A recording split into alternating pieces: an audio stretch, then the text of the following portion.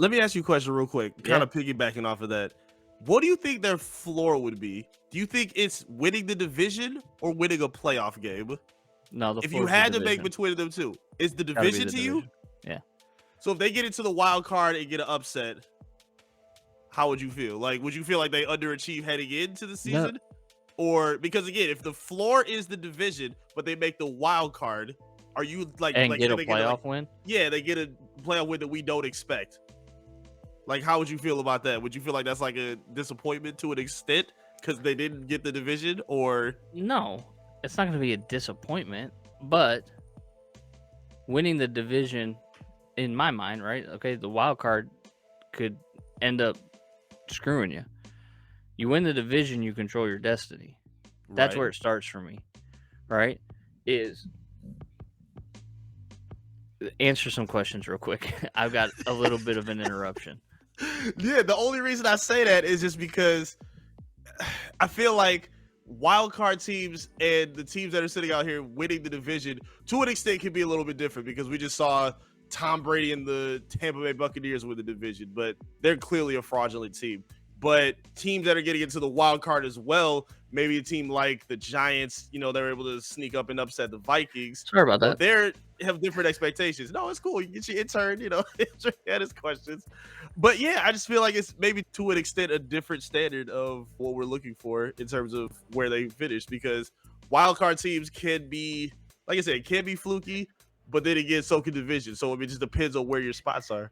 But I agree with Dre. Sorry, I didn't mean to click that off again. But I agree with Dre. Okay, to the extent that there's that lack of controlling your destiny. Yeah. If you win the division, Yeah. you are controlling your destiny. Mm-hmm. Right? You don't have to go, oh my gosh, I hope the Seattle Seahawks don't get help from the referees and win this game. No. You go, no, we've won the division. We're hosting a playoff game. What happens after that to me is kind of cake, right? Like, yeah, you want to perform well, but because the playoffs, let me step back for a second. Winning a Super Bowl is incredibly difficult. Of course. And it takes a lot of luck, right? So the Super Bowl to me, yeah, that's the ultimate goal. And yeah, that's what we want to get to.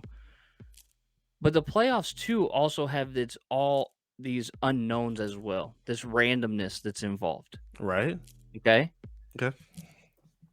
To me, a solid floor level season next year is go out and be that team.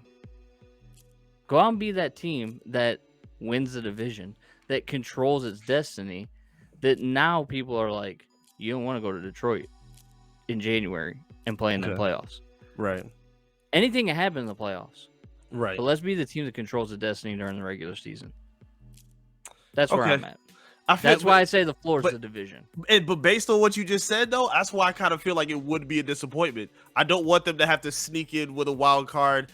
I don't want them to be a division team like Tampa Bay, where they look like trash all season, but still fall in because of where they at.